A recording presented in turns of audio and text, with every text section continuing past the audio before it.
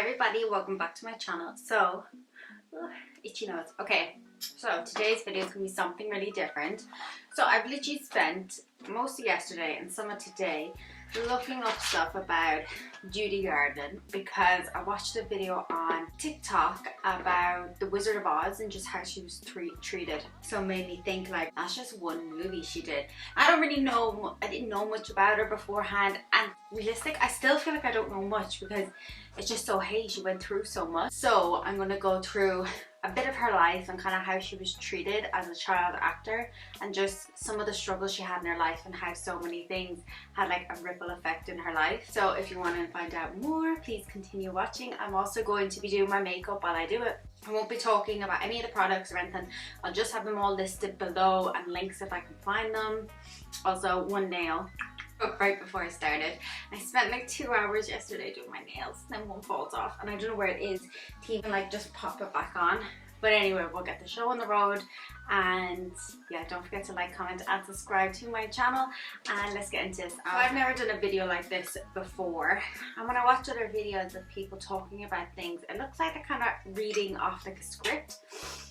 I don't have a script. I've just got loads of bullet points and things in my head to remember that I hope I can get through. I'll probably insert some photos and videos of different things that I found throughout the way. But these are all just things I've compiled from Google through numerous different links and things. So I can't really list them all because there were so many.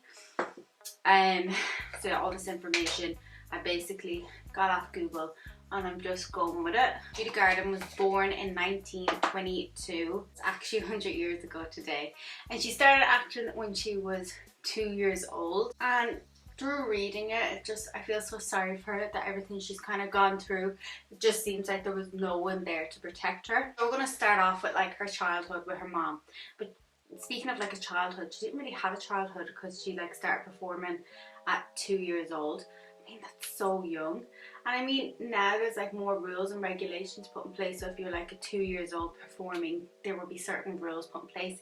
Like I read something about Mary-Kate and Ashley that back in, I don't know if it's still the same now, but back obviously in the 90s when they were filming whatever movie or TV show it was, a child could only perform or act, whatever way you want to call it, for up to like 20 minutes at a time. So what they would do is they would look for twins that looked really alike so that they could have 20 minutes with child 1, 20 minutes with child 2, and I'm not really sure how much break time they got in between each child as well, but I mean, it makes sense because it would keep it rolling. But back in like the 20s and 30s, there was no such thing as rules or regulations to keep kids safe and out of harm's way from all this. So her mom and dad, so through my research, it has said that Judy's mom didn't want a child, or didn't want her, but I just presume it was like she didn't want a child at that time because obviously she didn't know the child before she was born, so she could have not wanted her. So when she found out she was pregnant, her dad knew a guy that was in like medical school and asked him, because back then abortion was illegal, and because it was illegal and maybe they kind of knew how to do it, it was really dangerous. So he had a friend in medical school that he contacted, trying to figure out could they do it. Anyway, so they couldn't do it, obviously, because Judy was born. So I mean, that doesn't set the tone off right, but you would kind of just imagine that even if you didn't want a child, that maybe you would grow to love that child because it is your child at the end. No, from the sounds of all the research, her mom was really wicked. Also, I don't know if this is completely relevant, but it is said that Judy's dad was bisexual. So there was a rumor that he liked to sleep with teenage boys. I don't know if that's really relevant, or if like, I know any older man sleeping with a younger guy is wrong, but I don't know if they mean young teen or older teen, or what. Either way, I think when it says the word teen and he's presumed to be an older man, it's probably wrong. Editing Colleen here, so I got my words out completely wrong in that. I made it sound so weird, but what I mean by that, when I was like googling it, it only, like, some articles said men, some said young men, and some said teens, so I wasn't really sure how to word it, but I just thought it's kind of relevant of the time, and I didn't really know if I should put it in or not. And looking back, reading this or looking at this, I worded it really wrong, but that's what I mean. It was just so many articles were really conflicting in what they actually meant, so sorry if I worded that wrong. So it was rumored as well that Judy knew that her mom would sleep with different producers in order to get her roles and films in different films and TV shows. And around the time that she signed with MGM company, her dad had passed away. So maybe if her dad was alive through all this, her life would have went a little bit different. And also, it's not really said like if her mom couldn't work or didn't work, or how she went about. Was this the way that they could make money and stuff? Doesn't justify everything that Judy went through, but there isn't too much said about it, because obviously when Judy got older and would talk about her mom and stuff, it was obviously in quite a negative way. Do you have a stage mother, as we have heard about the stage mothers? One that wouldn't quit. My mother was truly a stage mother. A mean one, wasn't she? Well, you didn't know her, thank goodness. But she used to, she was very jealous because she had absolutely no talent. Now she's going to knock my ear over. My mother died. And whenever I talk about her, and I should because she was so wicked, but whenever I start talking about it, she inevitably knocks one earring off. So she's still around, so now, Mother, you behave yourself. That Johnson didn't get along with her mom for everything that she would do, and we'll find out a little bit more later. So back in these times, which is around, she was 12 and she was 13 when she signed her first one. So it was like the end of the 1930s. She was 13, she signed her first. Louis Mayer seems to be the big dog at MGM at the time, and he was kind of the one in charge of the contracts and everything that would happen between him and Judy, and he would call her his little hunchback. And I don't think there was like a reference to that as if she had a hunch or whatever, but I don't understand why he would call her little hunchback. That just seems like a really strange reference to make to her. And one thing we would find out about her is he would convince Judy that all these inappropriate, weird things he would do with her were normal. So like a form of like gaslighting her. So one thing he would do, he would say, "You're singing." And there's actually a tape of her saying this. I should have it saved, and I'll probably insert it, but where he would say, you know, "You really sing well and you sing from your heart." And then he would like touch her left breast, as in where her heart's meant to be. And I think even from a young age, she knew this was wrong, but there was nothing you could do when the top dog is doing this. And she did confront him once, and he was like, "No, you know, I'm like a father figure to you. I would never mean anything like that."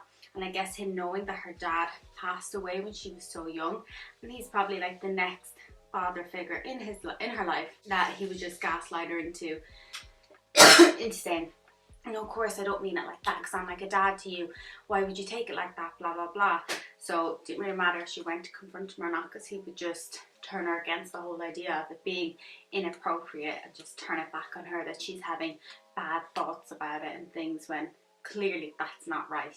You can touch someone's heart without grabbing their chest, you know what I mean? There's different areas on the body you could touch, but again, you don't even need to touch someone's body to say you're singing from the chest. It just seems like such an inappropriate relationship he had with her. She was only 13 at this time as well, so you can imagine her 13 years old. So when she recorded the movie Wizard of Oz, she was the second lowest paid character. I can't even say actor or actress, character on set. She got $500 a week. Now back then, I'd imagine it's still a lot of money and you'd be happy because you're a child, but when you're like the main character, how do you only get $500 a week? The dog, Toto, he was paid $125 a week. So you compare the two of them, and then who's ever next gets paid more. It's like crazy, how is she getting paid so little? I mean, you could probably convert it today and maybe it's like getting paid like 5-10 grand a week or whatever, which seems like a lot of money, but not when you're the main character and you're doing so many of the roles, and how much this affects your body and your mind and your soul. It just doesn't seem right that that's how much she was getting paid. It just seems so unfair. It was actually the one credited for making her appear so much younger, as in taking down her chest, making her smoke like 80 cigarettes a day to keep her young. And I mean, we know now today 80 cigarettes a day wouldn't make you look young forever, but back then they must have had some logic about it. Makes no sense because it would make your voice all choky and all. But yeah, so they'd make her smoke like 80 cigarettes a day, and they wouldn't let her eat a lot or drink a lot. And they would force her into like tiny corsets to make her body appear smaller. And bear in mind, she was already quite short and petite from looking at photos of her. And as someone myself who's quite, like, I'm 5'1", between 5 foot and 5'1", and I know that if I put on any amount of weight, it drastically changes my body because there's not many places for it to like spread out, you know. So if I put on weight, my stomach can go out quicker, my arms can look bigger or whatever. So I can get it from that point of view. But still, why continuously put her in younger roles when there's other young actors and actresses that can come up and replace her? I just don't understand how she could have been kept put in these younger roles when there's always a replacement for you. And that's always like, that's kind of like the bad thing, isn't it? You can always be replaced, but maybe she can't be replaced because she was so amazing. But you can always try and find a replacement that's just as good without harming someone else and putting her through all that. It just seems so cruel, and the fact that her mom would see all this happening and all the pain she would go through and literally wouldn't stop it, just mind-babbling. And then not to mention like all the drugs and the diet she would put on. She would take amphetamines to lose weight, to be as small as possible. And like I said, she's 5'1", so she's tiny. But then on top of that, MGM hired someone to follow her around and stop her eating. So she had like a plate of food, because on set I presume they would have food. So she went to take some food or whatever they would have. They employed someone to take the food out of her hand so that she couldn't eat it, and then they would replace it with cigarettes, more pills, and then black coffee to stop her hunger. And imagine just how that feels, because all this happened before she turned 18. So you can imagine, if you've spent all your teenage years meant to learn and develop about yourself, you're being told no, you can't eat, you need to be as tiny as possible. Just imagine how that would affect your life at such a young age. And then, as if it wasn't enough to hire someone to stop her eating, they had to hire a doctor on set to prescribe her drugs that would help her either fall asleep, drugs that would help her wake up, drugs that would help her lose weight, drugs that would just make her like a sedative, that's the word. So it would just make her so cohesive to what they wanted, and they just didn't. So she'd just be pumped with all these drugs her whole life, every day, something to do all these different things. I mean, how do you expect someone to continue doing their job? Even as like the producers that are paying a doctor to come and do this, how could a doctor even do it? You know what I mean? For no amount of money, you shouldn't be able to do that, or shouldn't have the want or the control to do it. It just seems so wrong. And of course, anyone that knows, if you suffer with any sort of eating disorder or you take many drugs or whatever, you know what can happen to your body from that. So obviously losing weight, losing hair.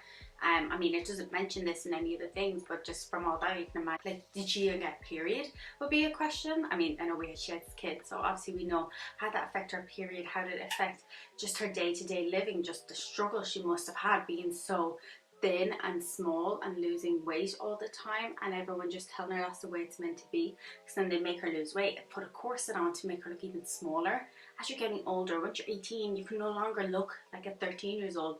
How could anyone think that was even possible to do? Like, morally right? I just can't understand. And I guess even if she did want to stop, I know there was a passage I read from one of her ex-husband's books about how she didn't want to be taking all these drugs. She knew it was wrong. You know, it was wrong to be given a sleeping pill to fall asleep and then a couple of hours later given another pill to wake up. She knew this was all wrong, but there was nothing she could do, because at the end it was like, this is her job, this is her career. If she says no to this company, will this company blacklist her in other areas of Hollywood and affect her future career? So I mean, you can understand. And if that's all she's ever known, she probably didn't understand that maybe she could have changed. She could have went to college. There was nothing ever mentioned about school, so maybe college wasn't an option if she was never taught how to read or write or anything. Couldn't find anything on that. Well, I didn't go looking, actually, it just popped into my mind. But if she wasn't taught how to read or write, maybe in her mind college was never an option. And that's really sad that any option like that would be taken away from her, because she just worked her whole life. Because if you think about it, nowadays it can take like over a year for an actor or an actress to do one movie, but back then it could be like 10 movies a day or 10 movies a year, plus doing other TV things or other performances or shows, singing on the side, doing other things. So you can imagine just how tired her whole body was, and then just being pumped with pills to counteract each feeling she's having. It just seems so disgustingly wrong, and I just think there still should be someone to answer for this now that we know all this information. It's just unfair that it all went completely under the radar for money. So in 1967 there was an interview, this is about her mom, that Judy did with Barbara Walters.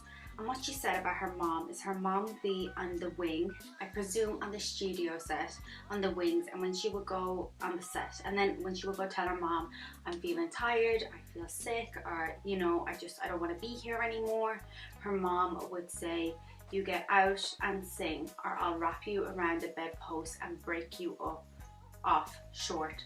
I presume it's like the lingo back then, but I presume she means like stand in the wings. When I was a little girl, and if I didn't feel good, if I was sick to my tummy, she'd say, you get out and sing, or I'll wrap you around the bedpost and break you off short. So I'd go on and sing. Beat you up or whatever, you know. And it's just, but the way she said it was like, it's not like your mom just saying, oh, we're here now, just finish the job and we can go home, then you can have a break. It was like, no, you finish this now, or else I'm actually going to beat you up. And then she would just go back out and perform. And it seems so sad, because this was all before she turned 18, all this stuff she went through. So she was probably already hooked on different pills and stuff, even though she wanted to get off them.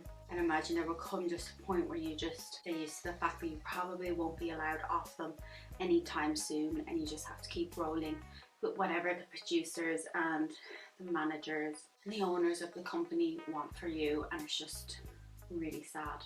But taking a step back, that was later on. So 1941, she got married to David Rose. So I guess in her mind she wanted a bit of happiness, a bit of love in her life.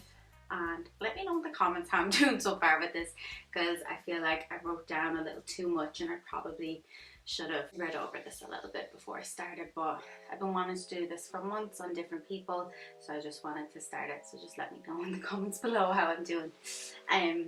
Yeah, so anyway, she wanted to find a bit of happiness, a bit of love in her life, so she married David Rose. And not long, but MGM and her mom, everyone around her, of course, was not happy, because if she got married, what would be the next step? You'd obviously maybe want to move in together, start a family, a life together, and that is what happened. She ended up falling pregnant, but MGM and her mom were not happy about this and really against her having a baby. But of course she did want a baby, and I don't believe this time either abortion was obviously legal or allowed. But there was an audio of her, basically like a tape, like an autobiography someone did of her, and speaking in the third person about, she went for a drive with her mom. She was like, where are we going, mom? And her mom said, oh, we'll be there soon, you'll see when we get there. And when she got there, her husband and MGM, whoever presenter, representation for them, was there. She arrived at like this old dark building, and within a couple of minutes the baby was gone. Because I guess in MGM's mind, because at this time she was like a hit, she was everywhere, everyone loved her. And I guess in everyone's mind she was just a money making machine. So if she fell pregnant, that means, I don't even think like maternity leave was a thing, but still she'd have to be out. And I guess the main part would be her body would change, so she couldn't appear as young as she once did. So that marriage lasted 8 months. 8 months that marriage lasted, and I don't know, there was no real reason said why, but I guess part of it you could probably say was to do with maybe the forced termination of the baby. There's no real reason given for it. But then within a year of that, she got remarried to Vincent Minnelli. There was a 20 years age gap, which that's a whole thing in itself. I think I'm not all for age gaps sometimes. I think she was still pretty young at this time, so But that's not the purpose of this. So this is her second marriage she's on to now. No hate for marriage, it's literally, I think she's still iconic. And it was rumoured that he was gay and liked to sleep around with other men, although they didn't say anyone in particular or anything that was really relevant to the story, but it was another thing I found out. And MGM was okay with her having a baby this time, so this is when the world was given Liza Minnelli. And that marriage didn't last long. It wasn't long till she was on her third marriage, married for the third time to Sidney Loft. And at this point in time, I guess, you know, to her getting married a couple of times, having a child, maybe her body changing, different things, her career started to take a little bit of a downward, started to go downwards. Get my words out there. And she wasn't as popular as she once was. I don't think I've seen anywhere exactly was she dropped from MGM, or did they let her go, or did she quit, or did it just like end?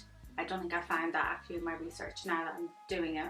And at this point then her now husband Sidney Loft became her manager, which I always think whenever you hear someone's husband, especially a new husband or even an old husband really, becomes the manager, there's always something bad follows behind.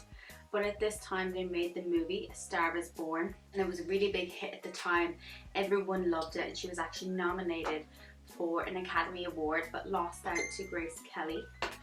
Her career was doing really well until Warner Brothers decided to end their contract with her husband, which was really sad because she had 2 movies in the works to go.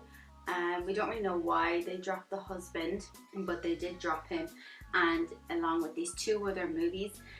And at the same time I realised that her husband had a bit of a problem, Mr. Loft, with gambling and alcohol. And it was around this time Judy realised that he was going through her savings and left her broke. So she decided to divorce him because obviously he was no good. So this was up to the point of 1960.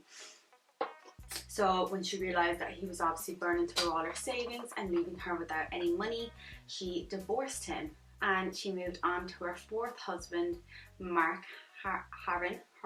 But she was up to her 4th husband now, and she was left broke at this point. But this husband didn't last very long, 5 months, because I think she did a whole tour around Australia with him. Like, she was still like Judy Garland, she was still really popular. She might have been in movies, but I guess she could still make money by doing different appearances and things. And within 5 months of them being married, Liza, her daughter's husband, who was called Peter Allen. So Liza walks in and finds the 2 of them in bed together. So this is Judy Garland's husband, and her daughter Liza Minnelli's husband was found in bed together. So Judy was obviously like, nah. But it's really interesting because there was obviously her dad, who was rumoured to be gay. There was another ex-husband who was rumoured to be gay, and now this one. So it just shows a sign of the times how everyone was just hid behind closed doors. Because was it illegal at the time, or just found? I think it was illegal at the time. Like, you couldn't be gay. It just wasn't the done thing. So safe to say she left him. Liza left her husband as well. I imagine it built the bond between the mother and daughter very strong, that they had something to connect over. But literally that's like actually something you'd only think about, you'd see in a movie, but that actually happened to someone in real life, which is crazy. From what I read, the 2 men lived happily ever after for the next 25 years. The wife said 25, one of them passed away or something, I have no idea. But they lived happily ever after for the next 25 years together. Now we're coming to the end of Judy's life, the last number of years, and from the sounds of it, she was close to her daughter Liza Minnelli, but obviously through years of taking drugs, dieting, people affecting with your brain, being in Hollywood, you'd imagine she might have changed her personality a little. She probably needed a lot more help than she got. And as far as I'm aware, she had a falling out with her daughter, that her daughter didn't even want her in her presence and was banned from visiting her in her apartment in New York. So she ended up moving in with Laurie Loft. She ended up moving in with Laurie Loft. She decided to try help Judy and decide to like get her on the right path. But in this time she ended up going through a nervous breakdown, and she was in and out of 2 clinics in the space of a couple of months. But I guess her addiction was too strong. You imagine just like 20-30 years of going through just using drugs and pills your whole life and not being able to get off them. You'd imagine like that must be really hard, because it's not like, I know it's bad no matter what age you start at, but imagine you're a teenager and you're starting all this. The toll it would take on your body being on all them drugs for so long. So I guess after going in and out of some different clinics to try help her, no one could really get through to her, and she ended up working in a gay bar in New York called 3. She lived with a friend, John Mayer, who hooked her up with the job. She got paid $100 a day from this, and I think if you're Judy Garland and you're like one of the most famous celebrities, you probably do a bit more than that. I guess if it's not like a massive bar and you just need money to get you by, that's what's going to happen. And it said that she couldn't actually perform for long. Her body was so weak and broken down that she could do like a few songs and then she'd have to stop. So I guess maybe that affected like her payment as well, if she couldn't perform as much as they needed her to perform. By 1968, she had alienated everyone out of her life, every person she's worked with, her family, her friends, everyone. So at this point, it doesn't really say that she was homeless anywhere, but from what I can gather, that she ended up staying with some fans or anyone that would take her in. So I'm guessing that maybe she did end up a little homeless or something, that she ended up needing help from her fans, which to me sounds really unsafe. You know, if you can think of like celebrities now today who get stalked by their fans, imagine that fan invited you to like live with you or stay in, or you asked them and it ended up being like a real creep or something. But I guess at this point she didn't really mind, because she was really desperate and then nowhere to live, and not having any of her family around, because they had already, I guess you could say, kind of disowned her, which is really sad. But at the same time, it's kind of one of them things you can't really judge unless you're in it, because imagine you grow up with a mom that's a little bit erratic all the time, and then all of a sudden she needs you, but you have your own life and your own family happening. Like, there's only so much you can take as a person, especially if maybe because she was so addicted she couldn't really help herself, and you have that around you all the time. It just seems like one of them stories that you can't really comment on until you've actually lived in it and seen everything happen. And then we're on to the 5th husband. So nothing stopped her. No matter what she went through in her life, she still ended up getting married the 5th time to Mickey Deans, who was a nightclub owner. And this is sadly towards the real end of her life. He was 10 years younger than her, and I think it's kind of said every man she was with, they kind of helped try revive her career and help her out, and I think he tried to as well. But like all the rest of them, it couldn't really work, because I think her addictions really got the better of her, and nothing really you can do if the person you're with doesn't really want to help themselves and you're doing all you can to help them. If they don't want to help themselves, there's nothing you can do. So they dated for a couple of years until he proposed, and then they got married in 1969, March 15th. They had a nice wedding in London, but unfortunately she passed away the same year. She was 47, so she's really young. And you think about all I've said, I mean, this is her 5th marriage. She's been in some of the big movies. Her career has been really high, really low, had a really hard life with her mom. She was, I guess you could say, SA'd at some points in her life, and all she had been through working as a child star, and to die at the age of 47 is really hard to imagine. So her husband Dean banged down the bathroom door and found her where she had taken a load of medication that she's been taking since she was a young child. So the coroner's report said there was no foul play. It wasn't like suicide, and he just believed that she thought her body could handle as much as she was taking, because it's the same medication she was taking for so long, and it didn't work out, and she ended up losing her life at 47. It's really sad. And I guess before like seeing that video on TikTok and then doing some research and watching some other videos on her. To me, I'd known her name, and I think I knew she was in Wizard of Oz, and I always thought the Wizard of Oz, it's such a weird, crazy movie, but I always thought it was cool because of how old it was made, how long ago, and the special effects and everything was really cool. But I think reading up about it, it's actually really sad to think about. But I do bring comfort in the fact that I didn't realise that she'd gone through all this and she struggled with so much addiction. So there's probably loads of people that don't know it, and maybe it's a good thing not to know and to think of her as someone that went through all these struggles. But I think it's good to recognise what celebrities have gone through in Hollywood and things, and reading it up kind of made me question a lot of things. So I think I might do a video on MGM, look into them a little more, because there was obviously other celebrities around the time and actors and actresses that probably went through similar things, because they would find someone that they would absolutely love and adore, and they would just want to keep them for as long as possible and keep them so small and petite, and it's just really sad. That's how her life ended. But I'm going to leave this, but although one good thing is when she did get married, when she got proposed to, in an interview she said, I finally found the right man to propose, or the right man to marry me. And so I do just bring a bit of peace knowing that she's had such a hard life, but I do think the man she found at the end was the one for her and made her really happy, and she really did love him. So maybe in her final moments she did have a bit of peace with it, but still quite a sad, tragic story. But anyway, I'm going to leave that video at this today. I hope you enjoyed this video. Let me know what you think in the comments below. This is my first one doing a talk through. I feel like I just keep going out of breath from talking, and I'm probably going to have to edit this down and add some music in. But I'm really happy because it's literally probably been about a year I've wanted to start doing videos on different topics while doing my makeup, because I still want to do makeup. And that's why I did a really simple glam today. Don't even think it's my best work, to be honest, looking at my face, but I just wanted to do a little something because I don't think I could just talk because my eyes veer off all around the place.